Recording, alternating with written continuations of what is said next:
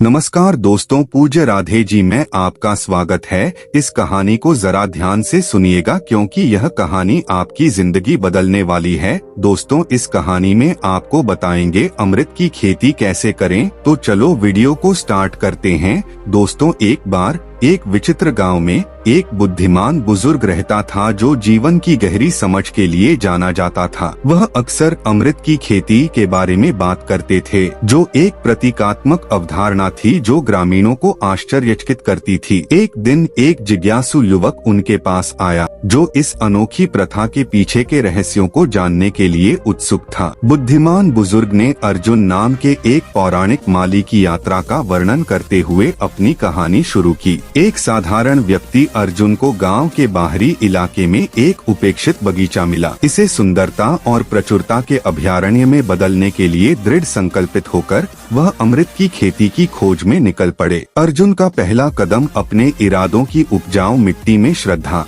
विश्वास के बीज बोना था। प्रत्येक सूर्योदय के साथ उन्होंने एक समर्पित देखभालकर्ता की सावधानी से इन बीजों को सींचा, सकारात्मकता के नाजुक अंकुरों का पोषण किया। जैसे जैसे दिन हफ्तों में बदल गए, अर्जुन ने तपस्या, अनुशासन और ज्ञान के बीज बोए। उन्होंने लगन से मेहनत की और नकारात्मकता के उन खरपतवारों को हटाया जो उनकी आकांक्षाओं के कोमल पौधों को गला घोंटने का खतरा पैदा कर रहे थे। चुनौतियों की गर्मी और संदेह के तूफानों के बीच अर्जुन दृढ़ रहे और एक ऐसा बगीचा तैयार किया जो उनके आंतरिक विकास को प्रतिबिंबित करता था। ऐसे ही अर्जुन ने अपनी खोज जारी रखी। बगीचा फलने फूलने लगा। विचारशीलता और स्मृति के फूलों ने परिदृश्य को सुशोभित किया। एक ऐसी खुशबू बिखेरी जिसने इसका सामना करने वाले हर किसी को मंत्रमुग्ध कर दिया। आनंद, खुशी और शांति के फल शाखाओं से लटक रहे थे, तोड़ने के लिए पके हुए थे।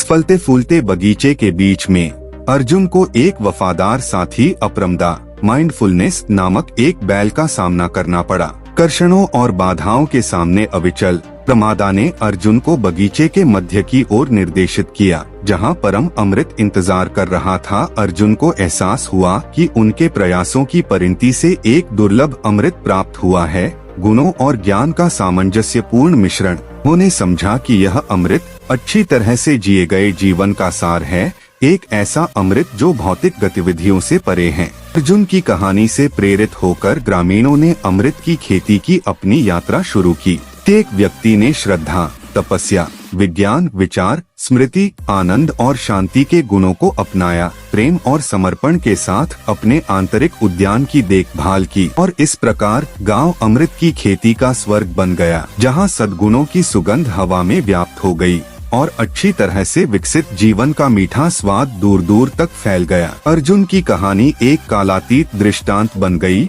यह याद दिलाती है कि जीवन का सच्चा अमृत व्यक्ति के अपने दिल के बगीचे में पाया जाता है। एक बार भगवान बुद्ध भिक्षा के लिए एक किसान के यहाँ पहुँचे। थागत को भिक्षा के लिए आया देखकर किसान उपेक्षा से बोला, श्रमण, मैं हल जोतता हूँ और तब खाता हूँ, तुम्हें भी हल जोतना और बीज बोना चाहिए और तब खाना खाना चाहिए। बुद्ध ने कहा, महाराज, मैं भी खेती ही करता हूँ। इस पर किसान को जिज्ञासा हुई। बोले, गौतम, मैं न तुम्हारा हल देखता हूँ, न बैल और न ही खेती के स्थल। अब आप कैसे कहते हैं कि आप भी खेती ही करते हैं? आप कृपया अपनी खेती के संबंध में समझाएं। बुद्ध ने कहा, महाराज, मेरे पास श्रद्धा का बीज, तपस्या रूपी वर्षा, प्रजा रूपी जोत और हल है, पाप भीरुता का दंड है, विचार रूपी रस्सी है, स्मृति और जागरूकता रूपी हल की फाल और पेनी है। मैं वचन और कर्म में संयत रहता हूँ। मैं अपनी इस खेती को बेकार घास से मुक्त रखता हूँ और आनंद की फसल काट लेने तक प्रयत्नशील रहने वाला हूँ। अप्रमाद मेरा बैल है जो बाधाएं देखकर भी पीछे मुंह नहीं मोड़ता है।